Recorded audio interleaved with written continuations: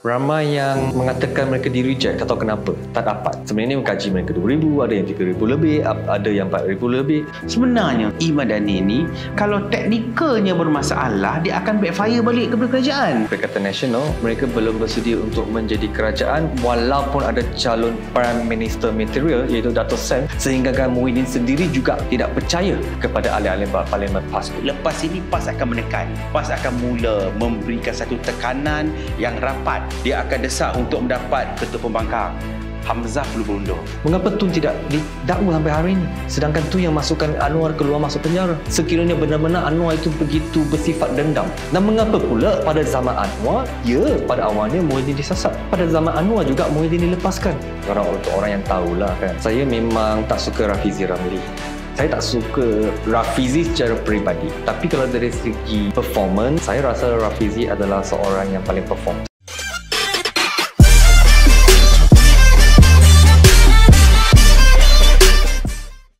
Bismillahirrahmanirrahim. Assalamualaikum kepada semua peminat-peminat setia untuk podcast Cakap Hub. Alhamdulillah, kita telah pun melangkah masuk ke episod yang keempat.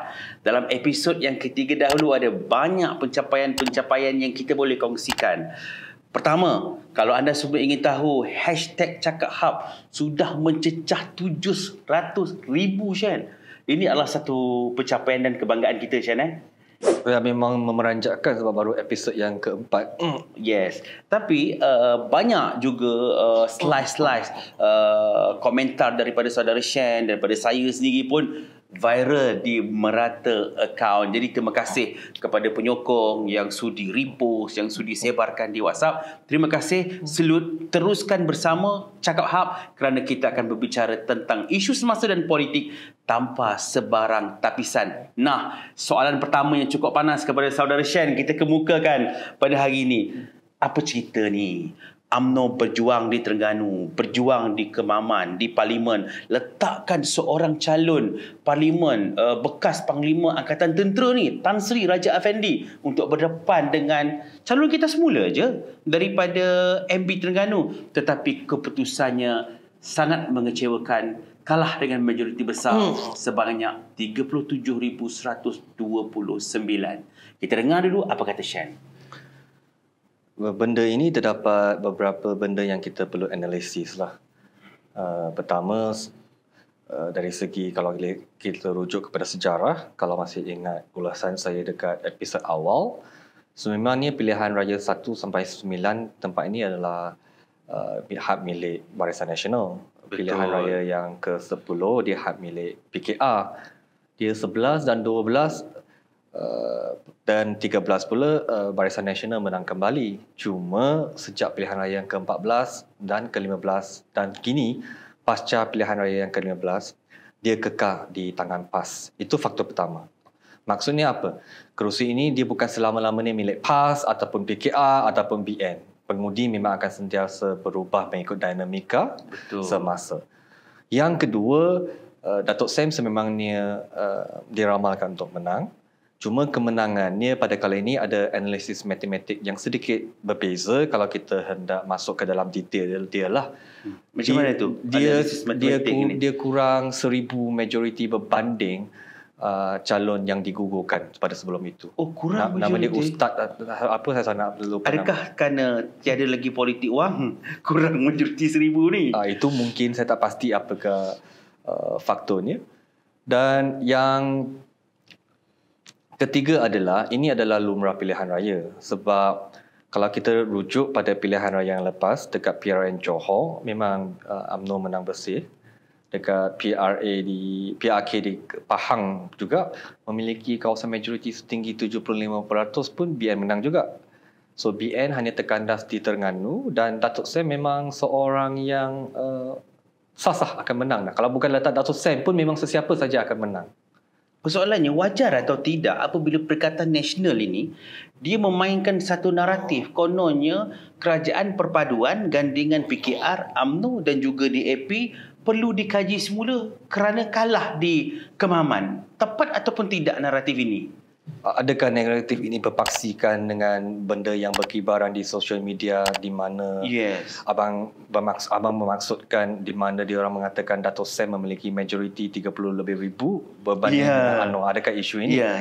Dalam isu ini adalah satu isu yang sah-sah, tidak mengikut kebijaksanaan ataupun tidak berdasarkan kepada fakta dan perundangan negara. Negara Malaysia adalah negara demokrasi berparlimen. Okay, kita bukannya mengikut populariti kemenangan majoriti semata-mata. Sebab kalau kita nak mengambil teori mereka, Dato' Sam menang 30,000 lebih berbanding dengan PMX Anwar majoritinya yang tidak selebih itu di kerusi Tan Bun. Kalau begitu, adakah pihak Perikatan Nasional hendak mencadangkan bahawa Perdana Menteri negara Malaysia selepas ini adalah Gobind Singh sebab dia menang sebanyak 120,000.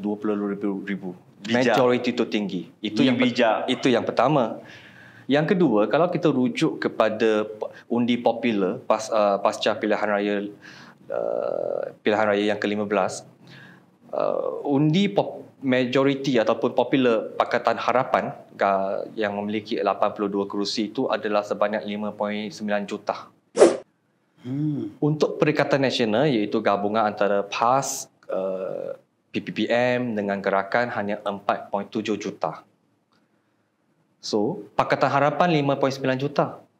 Perikatan Nasional undi popular pilihan raya yang ke-15 hanya 4.7 juta. Yang Pakatan Harapan yang 5.9 juta ini belum lagi bertambah lagi dengan Barisan Nasional yang 3.6 juta. Kalau kita tambahkan Pakatan Harapan 5.7 juta, Barisan Nasional 3.6 juta, undi popular Kerajaan Madini adalah sebanyak 9.5 juta. Tinggi. Tanpa lagi kita mencampuri 19 parti politik yang lain. Cuma BN dengan PA saja sudah 9.5 juta berbanding dengan Perikatan Nasional 4.7 juta. Yang ketiga, isu ini kita hendak kembali sekarang bukan kepada fantasi matematik majoriti. Kita hendak kembali kepada faktor perundangan yang sebenar. Untuk menjadi Perdana Menteri bukan berdasarkan ataupun berpaksikan berlandaskan kepada majoriti, kemenangan majoriti 1/4, tetapi adalah majoriti sokongan ahli-ahli parlimen di parlimen. Di mana pada masa yang terkini, kerajaan perpaduan di bawah PMX Anwar memiliki 153 MP. Tinggi, 153 melebihi yang tertinggi dalam 5-10 tahun inilah 2/3. So bagaimana Dato' Sam layak atau wajar dari segi perundangan boleh menjadi Perdana Menteri? Betul. Sekiranya dia tidak memiliki sokongan daripada ahli politik. Dan yang terakhir, sebelum Dato' Sam hendak berbicara tentang untuk menjadi Perdana Menteri, Dato' Sam perlu selesaikan isu dalam Gabungan Perikatan Nasional terlebih dahulu. Pertama, Dato' Sam kini hanya adalah seorang naib presiden PAS. Dia bukan presiden. Betul juga. Adakah Hadi Awang sanggup melepaskan jawatan presiden dan serahkan kepada Dato' Sam dari segi struktur hierarki politik? Betul. Yang kedua, kalau kita nak main majoriti yang mereka mainkan, Dato' Sam ada 30,000 lebih di Kemaman, Muhyiddin ada 10,000 lebih aja dekat Paguh. Adakah Dato' Sam sepatutnya dijadikan sebagai seorang pengurusi Perikatan Nasional? Bermaksud adakah Muhyiddin sanggup untuk berundur dan memberikan tempat kepada Dato' Sam? Dan yang ketiga, dalam mana-mana negara demokrasi, sebelum mana-mana parti pembangkang boleh menjadi kerajaan, lumrah biasa wakil ketua pembangkang mereka adalah calon Perdana Menteri. So, adakah dalam Perikatan Nasional sekarang mereka bersetuju Hamzah digugurkan dan digantikan dengan Dato' Sam sebagai ketua pembangkang? So, kalau masalah ini belum diselesaikan dalam kalangan Perikatan Nasional, bagaimana mereka boleh menjadi Perdana Menteri? Apakah pula pandangan dan ulasan abang berkaitan tentang isu ini? Saya rasa saya selari dengan Shen apabila melihat Datuk Taqiyuddin Hassan, Setiausaha Agung PAS, mengatakan PAS sudah bersedia untuk diberi dan digalaskan tanggungjawab yang lebih besar. Ini adalah sebagai satu signal bahawa PAS ini sudah mula menjadi kaduk naik junjung. Bukan maksud saya apa. Maksud saya di sini ialah apabila kerusi di kemaman tersebut bersatu bantu mereka, gerakkan bantu mereka, tetapi ini adalah sebagai satu signal apabila Tan Sri Muhyiddin sendiri umumkan bahawa Dr. Sam ini bakal sebagai calon Perdana Menteri. Ada beza. Bakal Perdana Menteri, bakal calon Perdana Menteri ini pun kena faham, belum lagi jadi Perdana Menteri, baru calon Perdana Menteri. Jadi sebenarnya ruang ini saya kira lepas ini PAS akan menekan. PAS akan mula memberikan satu tekanan yang rapat sehingga tekan ke dinding ni. Kalau orang politik cakap dia akan desak untuk mendapat ketua pembangkang. Hamzah perlu berundur. Kerana kursi mereka 43. 43 kursi nak berbanding dengan bersatu baru 31. Kurang melompat lagi 5, tinggal berapa? Tinggal 26. Jadi saya kira ini akan menjejaskan bersatu. Kedua, siapa yang akan ganti Tan Sri Muhyiddin sebagai pengerusi Perikatan Nasional? Adakah Haji Adi? Adakah Tuan Ibrahim Tuan Man? Kerana Haji Adi kita tahu faktor keuzuran dia. Tapi Shan, saya jujur saya melihat kepada suasana politik. Too much politicking. Baik Perikatan Nasional, baik Pakatan Harapan. Bila di Kemaman ni mereka menang, mereka kata tak sesuai lagi gabungan kerajaan perpaduan. Di Johor dulu kita banyak menang, di Melaka dahulu formula kerajaan perpaduan tepat. No. Kedua-duanya tak tepat. Bagi saya melihat sekarang ini sokongan rakyat sudah ada blok-blok kenegerian. Di pantai timur mereka lebih kepada gelombang hijau. Di pantai selatan ini, di sebelah Johor, Melaka, Negeri Sembilan, Kuala Lumpur, Selangor ini, dia lebih kepada biru. Sama ada biru PKR ataupun biru Barisan Nasional. Jadi berbalik kepada isu ni sekarang, kita berbalik kepada soalan KJ dalam rancangan Keluar Sekejap. KJ menjangkakan dalam PRU ke-16 ini, Shen, bahawa ia bergantung kepada sokongan Melayu untuk menentukan siapa pemenang dalam Mother of All Election PRU 16 ini. Apa komen Shen dalam rancangan Keluar Sekejap ini? Ada yang tepat, ada yang tidak. Sebab yang tepat dari segi memang matematik dan jumlahnya memang pengundi Melayu adalah yang teramai dan paling banyak sekali dengan Malaysia. Itu dari segi matematiknya. Tapi dari segi reality politik, bukan matematik. Pengundi Melayu dia bukan satu-satunya faktor sekarang, sebab kalau kita analisis dengan betul, pola pengundian Melayu sebenarnya sudah tepu. Apa yang saya maksudkan tentang tepu? Maksudnya undi yang kini dipeluri oleh parti politik masing-masing. Contohnya UMNO, contohnya PKR, undi Melayu contohnya Amanah, contohnya PAS ataupun PBBM sudah mencapai tahap maksimum tepu. Apa yang dimaksudkan tentang maksimum dan tepu? Maksudnya penyokong sedia ada, inilah pola perubahannya. Sebagai contoh, saya bagi contoh.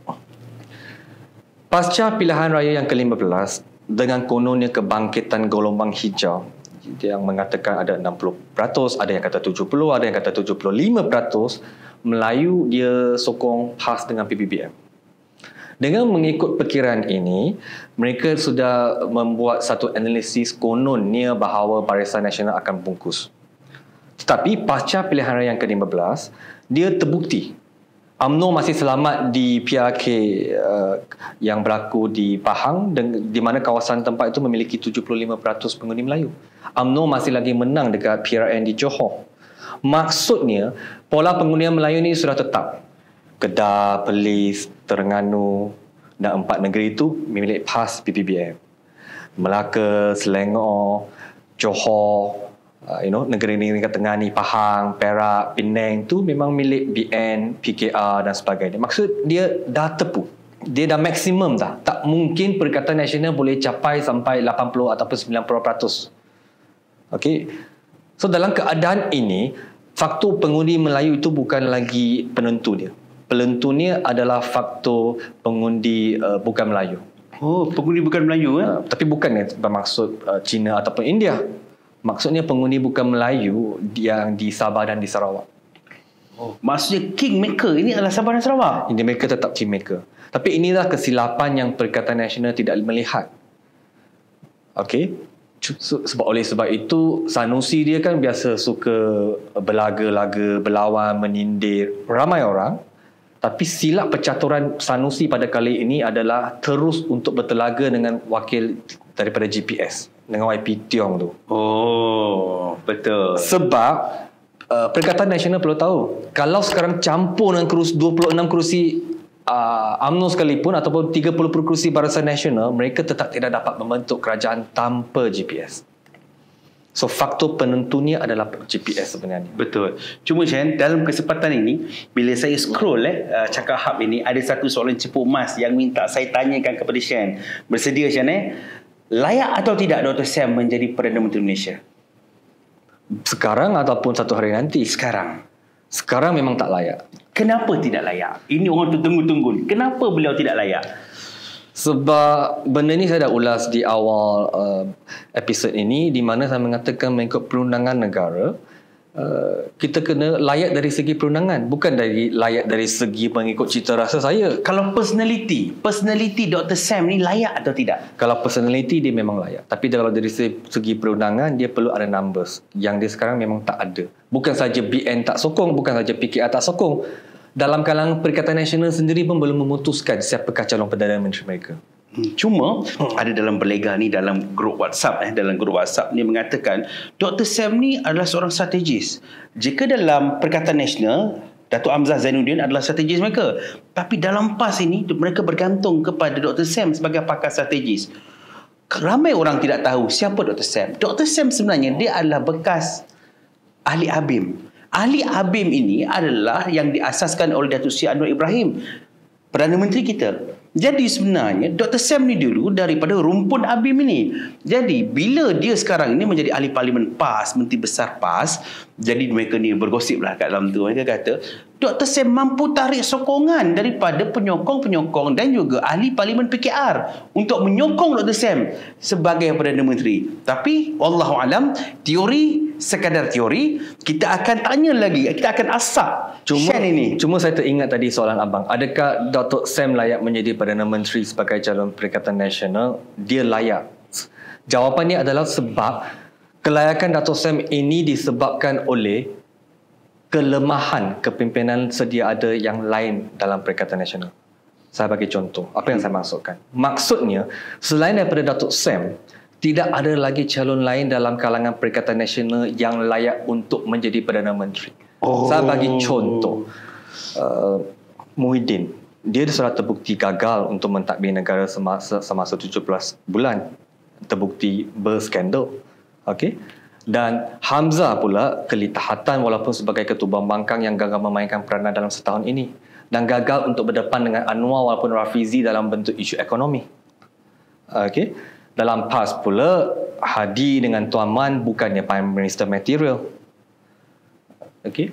Dan Perikatan Nasional pula, majoriti ahli parlimen mereka tidak berkualiti, tidak berkebolehan. Saya bagi contoh. Dalam sekarang parlimen sekarang, mereka bukan berbicara tentang dasar, tentang polisi, tentang fakta, tentang ekonomi, benda-benda berat. Okey. Contoh, kita lihat MP Ketiri, bahasa Inggeris yang mudah, don't raise your voice, improve your argument, pun tak faham. Dan semua cadangan-cadangan dekat parlimen itu selama ini adalah sesuatu yang tidak baik untuk negara, ataupun amat pelik ataupun amat kelakar. Contoh, hendak membina LRT dekat Langkawi, pindahkan zoo daripada Kuala Lumpur ke Langkawi. Contoh seperti untuk lebih banyak atau ramai orang berkahwin, Tuan Man pula cadangkan kita perlu melaksanakan dasar poligami ataupun isu-isu tertentu tentang seluar pendek dan pakaian pramugari. Perikatan Nasional memiliki lebih daripada 80 lebih ahli parlimen. Tak ada seorang pun yang betul-betul ada kualiti, ada kebolehan, ada kepitahan, ada kebijaksanaan, ada ilmu untuk berbicara tentang isu dasar dan polisi. Sebab itu selepas setahun mereka menjadi pembangkang, walaupun ada shadow kabinet mereka dan sebagainya, mereka gagal memainkan peranan mereka. Apakah dasar bajet alternatif mereka? Apakah alternatif mereka kepada ekonomi madani? Apakah alternatif mereka kepada dasar progresif rakyat? Apakah dasar alternatif mereka kepada kesemua dasar yang digubah oleh kerajaan? Tak ada. Yang ada boleh poligami, zoo negara, LRT bawah terowong, bahasa English pun tak faham, pakaian skirt, pakaian pramugari, tak ada kualiti. So maksudnya kelayakan, jawapannya Datuk Sam layak disebabkan tidak ada lagi orang yang layak dalam Perikatan Nasional untuk memimpin negara. Saya suka ayat ini. Cuma Shen, ada satu teori Dr. Sam layak ke, Dr. Sam dapat kumpulkan ahli ABIM ke, ahli Parlimen PKR menyokong Dr. Sam. Tapi batu penghalang terakhir untuk Perikatan Nasional membentuk kerajaan dan menumbangkan Anwar Ibrahim, mereka katakan adalah Sultan Johor yang bakal menjadi agung, yang lebih mesra kepada Anwar. Sejauh mana Shen bersetuju dengan teori ini? Saya bersetuju dengan teori ini. Maksudnya kita perlu jujur. Datuk Seri Anwar Ibrahim pada hari ini dapat jadi Perdana Menteri mengikut analisis dan pandangan peribadi saya. Sememangnya ada sedikit faktor-faktor sokongan dan tangan kait daripada istana. Itu bacaan saya, bukan tuduhan. Memang ada sedikit advantage pada permulaannya. Itu yang pertama. Yang kedua, kita jangan lupa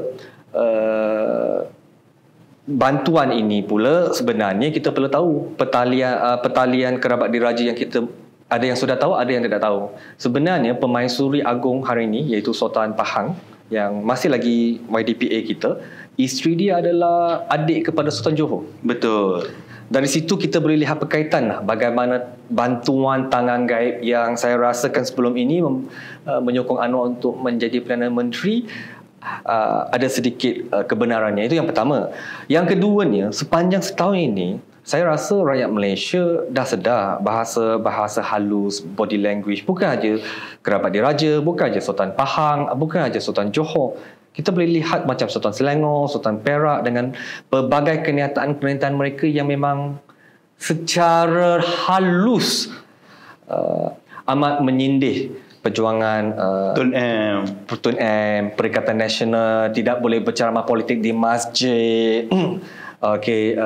Kita perlu kekalkan kestabilan politik, jangan gugat kerajaan. Benda-benda ini keluar daripada suara-suara istana sultan-sultan yang berbeza. Dan ada juga beberapa sultan yang mengeluarkan kenyataan terhadap pemimpin tertentu daripada PAS.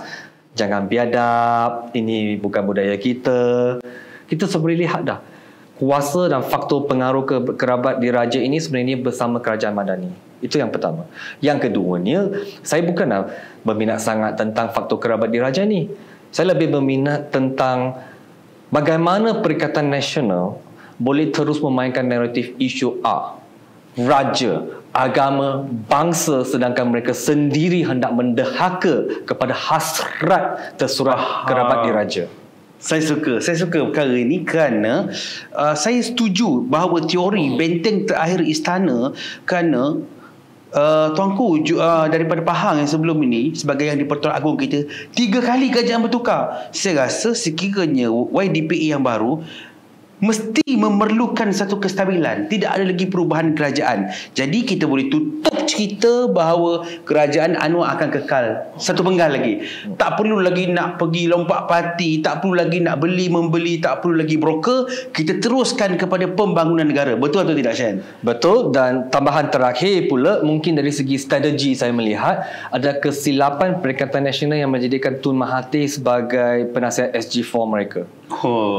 Sebab mereka perlu baca siapakah musuh Tun Mahathir, sultan mana yang paling benci dan bertelaga dengan Tun Mahathir, sultan dengan anak dia sekali.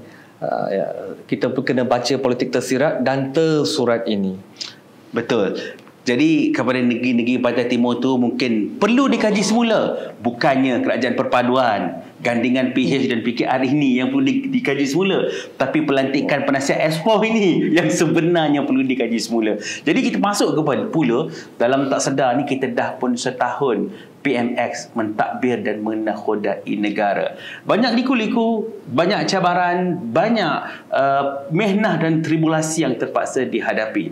Jadi Shen, kita ingin bertanya, setahun 365 hari ini, apa komen saudara tentang prestasi Amat Berhormat Perdana Menteri?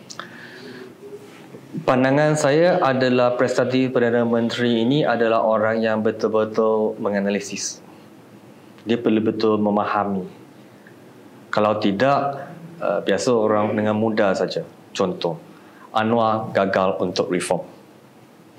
Ini perkataan yang biasa kita dengar lah kan.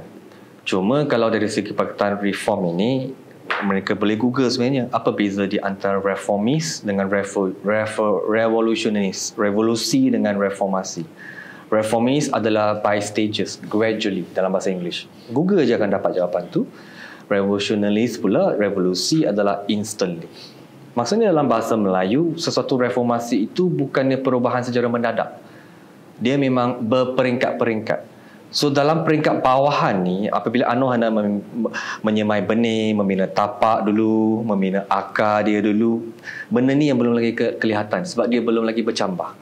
Dalam analisis ini saya akan bagi banyak contoh yang kita boleh bincang dan analisis bersama. Apa yang saya masukkan tentang berperingkat-berperingkat.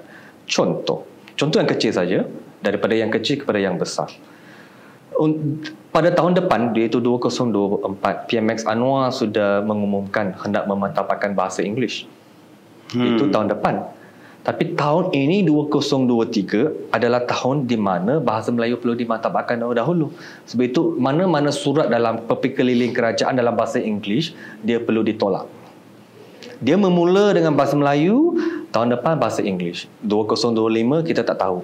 Sebab itu memang start Anwar. Saya bagi lagi banyak contoh. Yang kedua, tahun ini Anwar fokus untuk membaiki tandas 80,000 tandas sekolah di seluruh negara Malaysia. Betul. Okey.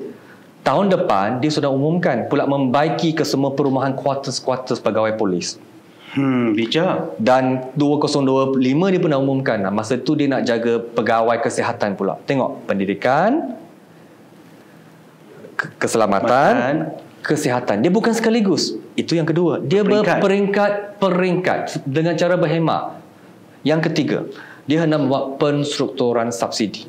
Pada tahun ini, dia mulakan dengan apungkan harga ayam dan gula dulu. Tahun depan pula, dia nak mulakan dengan penstrukturan subsidi RON 55. Tahun ini, dia juga kurangkan subsidi untuk elektrik, tapi untuk golongan 1% saja. Tapi sebelum dia boleh betul-betul melaksanakan penstrukturan subsidi, pada tahun ini mereka sedang membina pangkalan data padu. Penstrukturan subsidi ini dari dulu dah, zaman Mahathir, Najib, Muhyiddin, Ismail Sabri, mereka asyik kata je kita nak menstrukturkan subsidi, tapi tidak pernah ada mekanisme. Sebab itu anda tak boleh menstrukturkan sekaligus. Di mana di situlah lahirnya Rafizi sebagai Menteri Ekonomi membina data pangkalan padu yang memiliki 200 lebih pemboleh ubah supaya golongan yang disasarkan akan menjadi lebih tepat. Ini yang dimaksudkan membina tapak dulu, bukan terus buat. Dia perlu ada mekanisme. Yang kelima, pada tahun ini Anwar mengumumkan hendak menghapuskan kemiskinan tegar. Okey, tapi ramai pula mungkin kata, ramai aja orang miskin. Itu yang mereka perlu fahamkan antara kemiskinan tegar dengan kemiskinan mutlak. Kemiskinan tegar Malaysia sekarang adalah memiliki 18,000 orang rakyat Malaysia. Maksud kemiskinan tegar adalah mereka yang berpendapatan kurang daripada 1,100 setiap bulan. Okey. Kemiskinan mutlak pula terdapat lebih daripada 300,000. So, tahun ini dia umumkan untuk hapuskan kemiskinan tegar dulu, bukannya kemiskinan mutlak. Itu bezanya. Dia berperingkat-peringkat. Tahun depan baru dia akan menangani isu kemiskinan mutlak. Nampak tak peringkat-peringkat? Dia buat tapak dulu. Dia bukan terus. Ini nak reformis yang orang tak nampak. Sebenarnya semua benda yang Anwar buat ni berperingkat-peringkat. Contoh, Anwar nak menggunakan defisit negara yang diwarisi daripada kepimpinan Ismail Sabri, maksud saya daripada Muhyiddin Yassin dan juga Perikatan Nasional, setinggi 1.5 trilion beban hutang, setinggi defisit 6.5% dulu. Pada tahun ini, belanjawan 2024 yang dia bentangkan, 23 ke 24? 24 yang dia bentangkan betul. Dia kurangkan defisit kepada 4.9% daripada 6.5 kepada 4.9. Lepas tu, Anwar dan Rafizi juga ada umumkan dah sasaran mereka pada tahun 2025, mereka hendak kurangkan kepada defisit 4.3. 2026 sasaran mereka sekitar 3.9%. Nampak tak? Walaupun nak mengurangkan defisit itu, dia bukan berkurangan secara glus, tapi dia secara berperingkat-peringkat, 4.9, 4.3, 3.9 dan seterusnya. Okay? Ini yang dimaksudkan tentang reformasi berperingkat. Sebenarnya tak kisah apa benda yang kamu dapat fikirkan bahawa Anwar gagal untuk reform, tapi sebenarnya jika kalian benar-benar analisis, anda akan melihat benih yang dia cuba semai sekarang terlebih dahulu. Tapi kalau lebih mudahnya, kita letak skala 5 bintang, Shen bagi berapa bintang kepada pentadbiran Anwar? Mungkin 2 bintang setengah. Untuk tahun pertama lah. Untuk tahun kerana pertama. dalam proses berperingkat. Cumanya Shen, kita setahun kita dah tengok Kerajaan Perpaduan, kita dah tengok Anwar memimpin. Ramai orang tak melihat bahawa setahun pula bagaimana pembangkang. Adakah pembangkang memainkan peranannya sebagai pembangkang yang baik kepada negara? Analisis saya pula, pembangkang gagal melaksanakan tugas mereka sebagai pembangkang. Sebab mereka tak faham maksud sebenar tanggungjawab sebagai pembangkang. Hasrat mereka sejak hari pertama adalah untuk terus menggugat kestabilan kerajaan. Mereka tidak pernah cuba pun untuk menjadi seseorang pembangkang yang baik. Mereka tak ada check and balance. Tidak ada semak dan seimbang. Dan mereka juga tidak ada kualiti walaupun memiliki lebih daripada 80 lebih orang ahli parlimen. Sampai sekarang saya tidak melihat tidak ada seorang pun ahli parlimen dengan Anwar, dengan Rafizi, walaupun hakta dengan Datuk Johari Abdul Ghani dalam isu ekonomi dan kewangan. Itu yang pertama. Yang kedua, jika dulu apabila Barisan Nasional menjadi kerajaan, Pakatan Harapan menjadi pembangkang, mereka ada buku jingga mereka ada ekonomi alternatif mereka ada belanjawan alternatif mereka.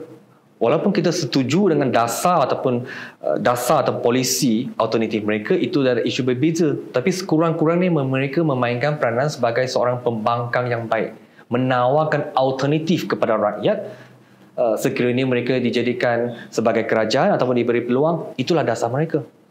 Cuma pihak Perikatan Nasional sebagai seorang pembangkang yang tiap-tiap hari bermimpi hendak menjadi kerajaan, gagal untuk meyakinkan kepada rakyat sekiranya kalian diberi peluang untuk menjadi kerajaan, bukan semata-mata nak jatuhkan Anwar sebab benci saja. Kita kalau nak jadi kerajaan boleh, tapi demi rakyat, apakah kebaikan yang kalian akan bawa? Apakah dasar? Apakah polisi? Apakah alternatifnya? Contoh, isu semudah dasar gaji progresif. Sebenarnya setiap dasar tu memang ada pro dan kontranya. Sampai sehari ini saya tidak nampak walaupun seorang dalam kalangan Perikatan Nasional yang mampu untuk bertanya soalan yang paling basic dan bijak kepada Rafizi. Mereka tanya je bagaimana nak buat, apakah mekanismenya. Itu soalan-soalan yang basic. Mereka tidak faham pun maksud apa dasar gaji progresif. Kalau kita faham tentang dasar gaji progresif, dia sebenarnya ada kebaikan dan keburukannya. Memanglah pihak kerajaan akan kata kebaikannya. Tapi saya tak pernah lihat pun satu analisis keburukan daripada pihak pembangkang. Saya bagi contoh. Sebenarnya dasar progresif ini negara Singapura pernah buat.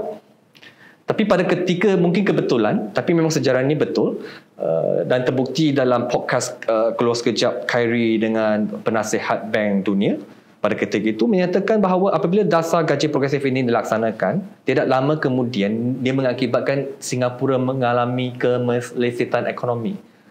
So adakah perkara ini akan berlaku? Dan kedua, sekiranya dasar gaji progresif ini dilaksanakan tanpa meningkatkan produktiviti, akhirnya negara akan rugi. Benda-benda ini tidak keluar daripada seorang pun. 80 lebih ahli parlimen daripada Perikatan Nasional. Sebenarnya seolah-olah jahil tentang ekonomi, jahil tentang kewangan, jahil tentang pentadbiran. Yang mereka tahu adalah tebuk atap. Betul. Tapi saya tak nampak seorang pun yang memang layak menjadi Kementerian Kewangan, Kementerian Ekonomi dan sebagainya. Itu pandangan saya. Apa pula ulasan abang tentang isu ni? Kebolehan pembangkang ke, prestasi mereka dan sebagainya? Yelah, saya setuju bahawa landasan yang mereka patut buat. Perikatan Nasional sudah keluar daripada track. Mereka sudah keluar. Peranan mereka sepatutnya sebagai check and balance, mengimbangi kerajaan. Maksudnya, apa dasar dan polisi kerajaan kepada rakyat sepatut yang tak berpuas hati, rakyat tak berpuas hati ini disuarakan oleh pembangkang. Tapi sekarang ini pembangkang menggunakan ruang Dewan Rakyat ini adalah lebih kepada untuk sokongan usul, nak nilai berapa jumlah sokongan, nak pastikan kerajaan Perikatan Nasional ini mampu ataupun tidak merampas balik. Jadi saya rasa mereka memang sudah kucak kaca sekarang. Mereka sudah rasa mereka adalah kerajaan menanti. Kerajaan perpaduan, tapi mereka juga rasa mereka kerajaan yang waiting list. Jadi sifat inilah sebenarnya yang saya rasa tak sesuai untuk mereka. Bang, kalau mereka nak menjadi sebagai kerajaan pengganti, mereka perlu melaksanakan seolah-olah mereka itu pengganti. Saya tak nampak apa penggantinya kalau dalam parlimen tiap-tiap hari bicara tentang zoo daripada KL hendak ke Langkawi, bahasa Inggeris pun tak faham, isu menyelesaikan masalah perkahwinan perlu benarkan poligami. Ini bukan imej kerajaan pengganti yang rakyat nanti nantikan. Ya, mereka sudah, itu saya cakap, mereka dah salah gear, salah masuk. Jadi saya rasa rakyat tidak nampak. Tapi sekarang ini mereka dah tukar nahoda. Saya rasa Tan Sri Muhyiddin akan memberi ruang. Kerana Tan Sri Muhyiddin pula tidak ada plan exit policy. Sekiranya dia dah umum berundur daripada presiden ataupun ketua dalam Bersatu, tarik balik. Selepas tarik balik, sewajarnya Tan Sri Muhyiddin buat satu plan. Seperti mana Pak Lah dahulu, seperti mana Tun dahulu, meletakkan jeda masa. Saya akan berundur setahun lagi, 2 tahun lagi. Ni masuk balik, tarik balik, tiba-tiba tanpa sebarang plan. Jadi saya rasa lah kerajaan Perikatan Nasional ini dia terikat dengan cara lama mereka menjadi kerajaan tak sampai 2 tahun. Jadi mereka masih lagi honeymoon ni, berangan-angan ni. Jadi Shen, soalan saya ni saya rasa Shen mesti tak sangka. Kita cakap tentang setahun PMX, setahun pembangkang berperanan sebagai opposition. Soalan kali ini, ketika setahun yang lalu UMNO memecat Khairi Jamaluddin, UMNO menggantung Syahril Hamdan, memecat Tan Sri Anwar Musa. Mereka juga sudah berusia setahun tanpa UMNO. Betul atau tidak, Shen? Soalnya, adakah mereka mampu bertahan sebagai seorang politikus di Malaysia? Jawapan saya, ketiga-tiga ini dia mampu untuk bertahan dalam politik negara Malaysia. Sebab lumrah secara politik Malaysia, ahli-ahli politik yang semakin banyak cabaran yang mereka hadapi, biasanya alam akan kurniakan mereka tentang kemenangan. Saya bagi contoh, kebangkitan Tun Mahathir dalam pesana politik juga banyak liku-likunya. Dipecat, keluar masuk UMNO dan sebagainya. Begitu juga nampak lah, masuk Tim B, masuk Semangat 46, kembali kepada UMNO. Begitu juga dengan Anwar, dipenjarakan 20 tahun. Perjuangan baru menjadi Perdana Menteri. Okay. Begitu juga dengan Zahid sebenarnya. Hampir mati, hampir masuk penjara, hampir didakwa, tapi sekarang dia menjadi Presiden UMNO yang paling berkuasa. So makin banyak cabaran itu sebenarnya akan dihadirkan dengan hikmah pada pengakhirannya. Itu yang pertama. Tapi yang keduanya adalah sebenarnya Tan Sri Anwar Musa punya politik dia dah stabil dia. Yang terkini dia kini dilantik sebagai timbalan ketua pengarah pilihan raya untuk PAS, untuk pilihan raya yang akan datang. Dia memang dah masuk PAS dah. Cuma yang saya lebih berminat adalah tentang masa depan KJ. Kenapa? Sebab bagi saya Malaysia perlukan Khairi Jamaluddin sebagai Perdana Menteri masa depan kita. Bukan sekarang tapi masa depan. Sebab dia satu-satunya pelapis dalam generasinya yang paling berwibawa dah. Kalau dalam generasi Khairi memang tak ada pemimpin lain yang setanding dengan dia. Kita perlukan kebijaksanaannya, visi dia, falsafah dia. Dan sebenarnya bagi saya Khairi lebih memainkan peranan yang jauh lebih baik, jauh lebih hebat berbanding dengan 80 lebih ahli-ahli parlimen pembangkang. Sebab banyak isu-isu yang kritikal, cadangan-cadangan yang penas dan alternatif-alternatif yang memang amat cemerlang biasa keluar daripada podcast keluar sekejap itu memang jauh lebih baik daripada 80 lebih ahli Perikatan Nasional. Yang tu saya tak setuju, Shan. Macam mana Khairy Jamaluddin ni nak layak menjadi Perdana Menteri Malaysia? Ketika jadi Menteri Kesihatan pun, Shan, order vaksin sampai audit PAC keluarkan 200 juta. Berapa juta ni? Bukan sikit-sikit rugi. Merugikan wang negara. Apa komen, Shan? Mungkin masa itu adalah zaman keterdesakan kot. Sebab dia punya perancangan adalah untuk dapatkan vaksin terlebih dahulu. Ataupun mungkin itu adalah kelemahan kepimpinan Muhyiddin Yassin. Dia tidak mampu untuk mengawal berapa yang sepatutnya dibenarkan untuk Khairy membeli. Sebab kalau mengikut komentar Khairy, dia kata Muhyiddin kata beli je lah. Dia bukan seorang pemimpin yang baik. Kesilapan kepada Muhyiddin sebenarnya. Dia gagal untuk memantau. Misalnya macam di Sungai Buloh, kerana aura Khairy Jamaluddin ni, kawasan tu adalah kawasan hitam untuk Barisan Nasional. Tapi sehinggakan Rafizi mengumumkan untuk tukar calon PKR yang bertanding di situ. Itu pertama. Kena takut dengan aura KJ. Kedua, KJ berjaya merapatkan majoriti daripada puluh ribu kepada berapa ribu aja. Jadi kat situ saya salute. KJ ni kita boleh katakan sebagai PM in waiting. Cumanya sekarang, kenapa Khairy Jamaluddin tidak menerima pelawaan Tan Sri Muhyiddin dalam beberapa bulan yang lalu untuk bertanding dalam pilihan raya negeri di Negeri Sembilan, sedangkan Tokmat pancung Khairy Jamaluddin, UMNO pancung Khairy Jamaluddin. Sekarang Tan Sri pelawa tapi dia tidak mahu. Kenapa, Shan? Any analisis peribadi saja, analisis peribadi saya, sebab saya merasakan KJ melihat falsafah ataupun naratif Perikatan Nasional, tidak kira PPPM ataupun PAS, tidak sehaluan dengan dirinya. Sebab kalau biasa 70 episod podcast dah, dalam setiap episod tu KJ sentiasa akan mengatakan dia seorang yang tengah, berhaluan tengah ataupun sedikit leftist. Dia selalu menyebut ataupun melabelkan Perikatan Nasional terlalu bersifat right wing, terlalu kanan. Itu yang pertama. Yang kedua, KJ pula selalu berpaksikan tentang sebenarnya rakyat berbilang bangsa.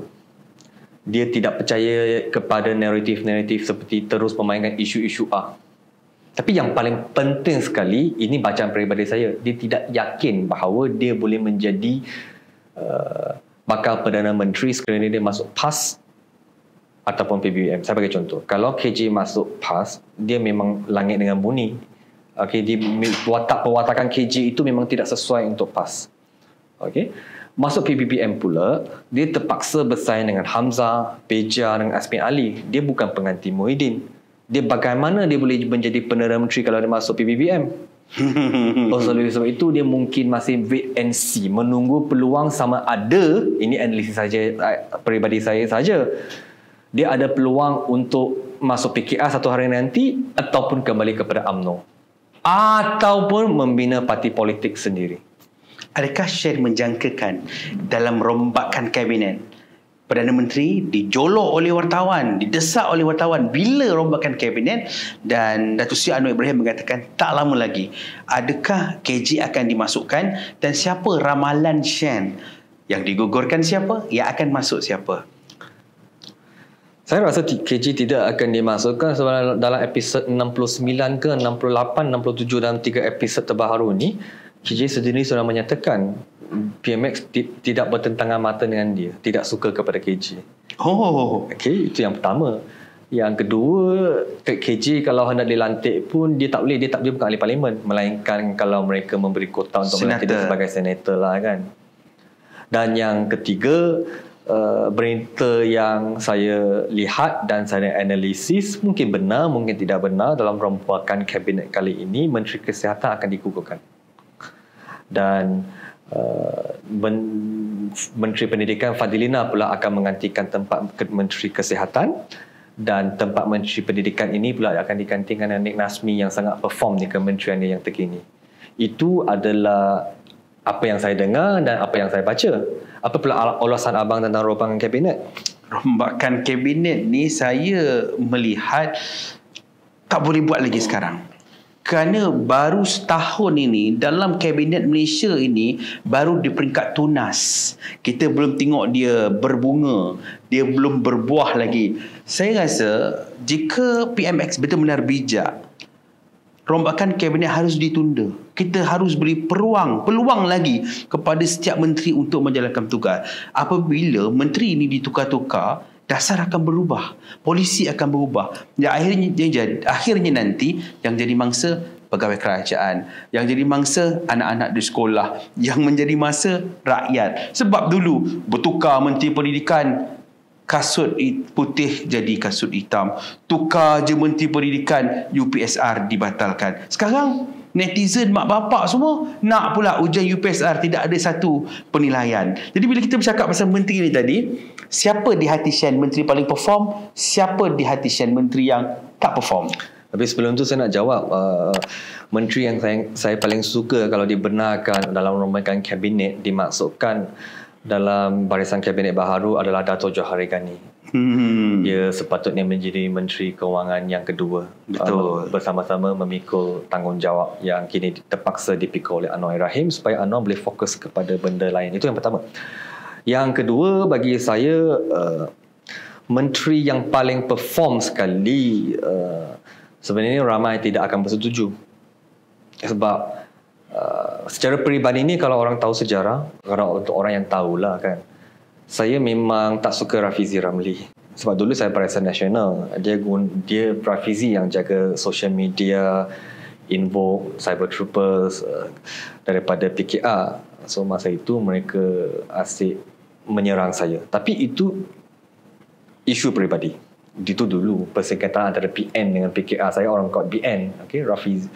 Saya tak suka Rafizi secara peribadi. Tapi kalau dari segi performance, saya rasa Rafizi adalah seorang yang paling perform. Saya tahu kenyataan ini adalah sangat kontroversi sebab ramai orang akan memberi pelbagai alasan mereka.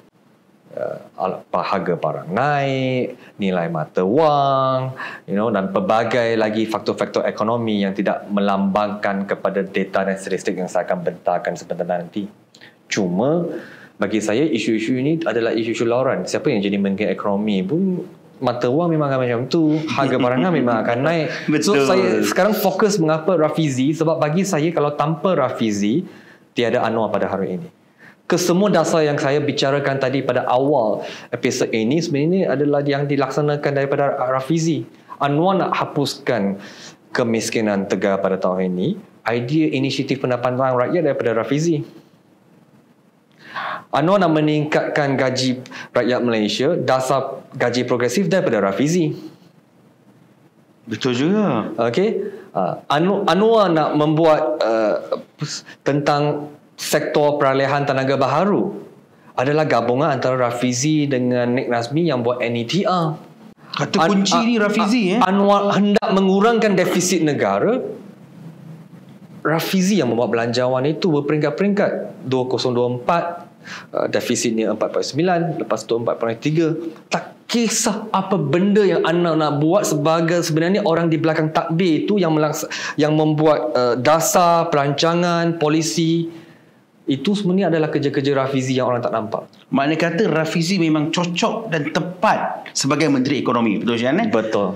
Cuma Shan, bila bercakap tentang miskin Tegar, prestasi keuangan negara, mata wang, untuk makluman semua, minggu ini adalah minggu yang gembira untuk rakyat, iaitu pemberian e-Madani. Anda boleh tebus di MAE, Maybank, anda boleh tebus di Touch and Go, dan ada beberapa lagi saluran-saluran apps yang boleh terus ditransferkan kepada akaun anda. Tetapi ada juga bibit-bibit yang mula mempertikaikan, kurang senang dengan inisiatif e-Madani ini. Kita dengar dulu apa komen Shen terhadap program e-Madani ini. Ini adalah satu program yang baik, iaitu kerajaan prihatin, berhasrat untuk memberi mereka, kalau tidak silap saya, adalah RM100 kepada mereka yang kurang RM100,000 setahun kan. Tapi cuma daripada pemerhatian saya di social media, rakan-rakan, saudara mara, ramai yang mengatakan mereka di reject, tak tahu kenapa, tak dapat. Sebenarnya gaji mereka 2,000, ada yang 3,000 lebih, ada yang 4,000 lebih. Tapi saya rasakan benda ini dia mungkin menjadi aset dan pada masa sama liability kepada kerajaan. Sebab itu saya mengharapkan kerajaan akan menampilkan satu mekanisme untuk menjelaskan kepada rakyat, kepada mereka yang tak dapat tu. Jangan sebab dasar yang begitu baik ini yang sepatutnya mendapat undi dan sokongan rakyat, tapi disebabkan mereka yang tak dapat itu, mereka tak tahu mengapa mereka tak dapat. Tidak diberi penjelasan, tidak tahu apakah mekanisme yang dijadikan kayak ukur untuk yang dapat ataupun tidak dapat. Ini pula akhirnya akan rugilah, kehilangan undi dan kemaharan rakyat atas dasar yang begitu baik. Apa pula cadangan abang? Itulah, kalau saya melihat kepada Madani ni, ada satu video viral seorang warga emas lah, seorang nenek lah kita panggil, dia pakai kain tuala, dia kata RM RM100 daripada Kedah ni, dia cakap utara, dulu kerajaan bagi senang aja, sekarang nak ada touch and go pun kita tak ada macam mana untuk orang tua-tua. Sebenarnya saya nak bagi tahu di sini, Shen, ialah apa yang kerajaan buat pada hari ini adalah lebih mudah, 1000 kali ganda lebih mudah daripada dulu. Zaman satu Malaysia nak dapat duit RM100 ni beratur panjang dekat barisan Bank Simpanan Nasional. Satu barisan nak pergi beratur, pergi balai raya, tunggu pemimpin bagi seorang 100. Tapi sekarang lebih mudah, kita hanya tebus. Cuma kepada nenek ini tadi, ada cucu, ada anak, bantulah, mintalah bantuan mereka. Sebab melalui touch and go senang aja nak claim, melalui bank pun senang juga nak claim. Sebenarnya pemberian ini lebih mudah. Jadi untuk kerajaan tersebut, saya setuju dengan Shen. Idea dah gempak, idea dah bagus. Cuma kalau teknikalnya bermasalah, dia akan backfire balik kepada kerajaan. Jadi kena ada satu formula. Misalnya, setiap penerima STR menerima juga RM100 ini. Dah habis cerita. Betul, Jen? Betul. Tapi sebelum tu saya nak tanya abang beberapa soalan. Sebab tadi abang nak tanya saya tentang prestasi menteri yang saya rasa paling baik. Saya nak tanya soalan khusus. Sepanjang setahun ini, kita lupakan tentang isu zaman lampau. Just kita fokus kepada setahun ini. Apakah abang rasa prestasi Zahid sebagai menteri wilayah? Dia bukan wilayah, KP Labib betul apa? Luar bandar dan wilayah. Luar bandar dan wilayah. Dan setahun ni. Okey, dalam setahun ini bagi saya, untuk seorang Presiden UMNO, sebenarnya pembahagian kerusi ataupun kementerian itu tidak wajar. Seorang Presiden UMNO yang bawa 30 orang ahli parlimen bersama-sama dalam kerajaan perpaduan melengkapkan 112 majoriti kerajaan perpaduan pada hari ini tidak layak untuk diberi Kementerian Pembangunan Luar Bandar dan Wilayah, kerana seorang presiden semestinya diberikan di kerusi kanan. Lee Kuan Yew, Presiden Singapura, mempunyai musuh ketua pembangkang. Bagaimana sebagai Perdana Menteri Singapura melemahkan kuasa ketua pembangkang mereka dengan mengenakan pelbagai sekatan, dengan mengenakan pelbagai kes mahkamah. Tun Mahathir tidak selesa dengan Lee Kuan Yew, kan? Jadi adakah Anwar hari ini mengambil idea Lee Kuan Yew untuk mengenakan kes-kes mahkamah kepada seluruh musuh politik dia, termasuk Aman Palestin, termasuk ahli parlimen yang lain? Adakah Anwar mengambil pendekatan Lee Kuan Yew, atau sebenarnya memang diorang ini buat kes mahkamah? Saya rasa kita perlu analisis dengan begitu mendalam sekali dalam isu ini, sebab lumrah biasa naratif politik Anwar yang bersifat berdendam. Tapi realitinya dalam sejarah politik negara, dia memang menjadi fakta umum. Orang yang Anwar paling benci bukan Wan Saiful. Orang yang paling Anwar benci bukan Syed Saddiq. Orang yang paling orang benci adalah Tun Mahathir. Tapi mengapa sampai sekarang Tun Mahathir tidak didakwa oleh Anwar dalam mana-mana kes sekalipun? Itu kes saman, what we call the defamation tu berbeza. Saya bukan, maksudnya kes pecah amanah, rasuah. Mengapa Tun tidak dakwa sampai hari ini. Sedangkan tu yang masukkan Anwar keluar masuk penjara. Sekiranya benar-benar Anwar itu begitu bersifat dendam. Dan mengapa pula pada zaman Anwar, ya pada awalnya Muhyiddin disesat. Tapi pada zaman Anwar juga Muhyiddin dilepaskan. Oleh sebab itu, Anwar tidak bersifat pendendam. Sebab kalau saya Anwar, buat apa saya nak pilih lagi Aman Palestin, Wan Saiful, Syed Saddiq? Baik saya terus pilih Mahathir. Atau saya nak jatuhkan Perikatan Nasional sebab kekuatan utama dalam Perikatan Nasional adalah Hadi Awang. PAS kan? Saya jatuhkan pemimpin PAS. Ataupun saya pilih mana-mana pemimpin PAS. Maksudnya PAS memang terbukti bersih. Kita tahu. Sebab dari segi politik, kalau kita nak mendakwa pendakwaan terpilih, berbalas dendam, berstrategi, saya mesti cari ahli politik PAS. Tengok orang Islam PAS kononnya tapi dia juga mengambil rasuah. Tidak berlaku. Maksudnya yang disiasat dan ditangkap dan didakwa kini memang sebenarnya memang dia berlaku lah. Memang majoriti PBBM. Sebab strategi politik patutnya buat pada PAS, tapi PBBM pula dia tertangkap. Disiasat Razi Zidin, Muhyiddin, Wan Saiful dan pelbagai lagi.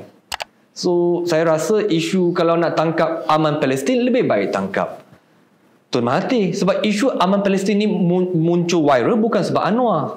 Ini semua orang yang main social media tahu. Bulan lepas dia viral dekat Facebook apabila accounting mereka disebarkan perbelanjaan yang melebihi daripada 30% komisen.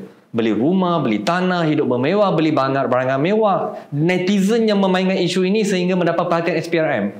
Terpaksalah SPRM membuat siasatan. Betul. Apabila siasatan dilakukan, memang akaun perlu dibekukan. Apa pula pandangan abang? Adakah Anwar membuat pendakwan terpilih ke tidak dalam isu ini? Itulah, saya sebenarnya suka secara neutral. Kerana Anwar sebagai seorang Perdana Menteri perlu berjiwa besar. Itu yang pertama. Kedua, Anwar mengekalkan Ketua Pengarah SPRM yang dilantik oleh Muhyiddin kekal sehingga sekarang. Jadi, Ketua Pengarah ini bukan orang Anwar. Jadi saya kira saya setuju dengan Shen, ini adalah satu tindakan Anwar yang begitu profesional. Tidak ada sebarang campur tangan. Kerana Anwar sebagai seorang Perdana Menteri, 11 individu paling berpengaruh di dunia Islam tak perlu pandang perkara kecil-kecilan ini. Jadi dalam tempoh setahun ini, Shen, kita dah mula melihat liku-liku dan cabaran Anwar. Kita setuju setahun ini fasa 1 baru bermula. Berikan ruang masa yang lebih lama lagi kepada Anwar dan insya-Allah saya nak ajak Shen 8, 9, 10 hari bulan ini kalau ada masa kita sama-sama beramai-ramai penuhi dataran Bukit Jalil kerana ada sambutan setahun PMX, pelbagai booth, pelbagai pameran yang dibuat oleh kaki tangan kerajaan dan juga agensi-agensi kerajaan dan yang paling penting saman diskaun 50%. Tapi sebelum tu saya nak rumuskan ayat yang terakhir ataupun poin yang terakhir adalah pihak pembangkang khususnya Perikatan Nasional mereka belum bersedia untuk menjadi kerajaan walaupun ada calon Prime Minister material iaitu Dato' Sam. Kita tidak menafikan, kita perlu bersifat adil. Dato' Sam itu memang berkualiti, berwibawa, berkebolehan. Tapi Dato' Sam tidak ada kabinet yang berwibawa. Saya bagi contoh, ketika Muhyiddin menjadi Perdana Menteri, Muhyiddin sendiri tidak yakin kepada ahli parlimen daripada PAS. Oleh sebab itu, semua kementerian yang penting PBBM dan Barisan Nasional yang menjaga. Dia bagi PAS agama, alam sekitar, undang-undang. Betul. Okey, dalam 17 hingga 19 bulan zaman Ismail Sabri pun sama. PAS tidak ada kepimpinan yang boleh diketengahkan untuk menjadi calon ataupun pemimpin yang berkebolehan untuk menjaga kementerian yang penting. Walaupun kita tidak menafikan orang-orang dari PAS itu mereka bersih, mereka baik, mereka jujur, mereka ikhlas. Tapi dalam soal menguruskan kebolehan dan kewibawaan itu adalah isu yang berbeza. Sehingga kan Muhyiddin sendiri juga pada masa mereka berkuasa tidak percaya kepada ahli-ahli parlimen PAS untuk memikul tanggungjawab ini. Jadi kata kunci penutup kita pada hari ini adalah pengalaman. Kerana sebuah parti yang berpengalaman mentadbir dan menguruskan negara itu adalah terbaik untuk rakyat kita pada hari ini. Jadi di sini saja sekian daripada Cakap Hub. Terima kasih atas sokongan. Kita akan bersiaran lagi di episod yang akan datang. Sekian, terima kasih. Salam ceria, salam hormat.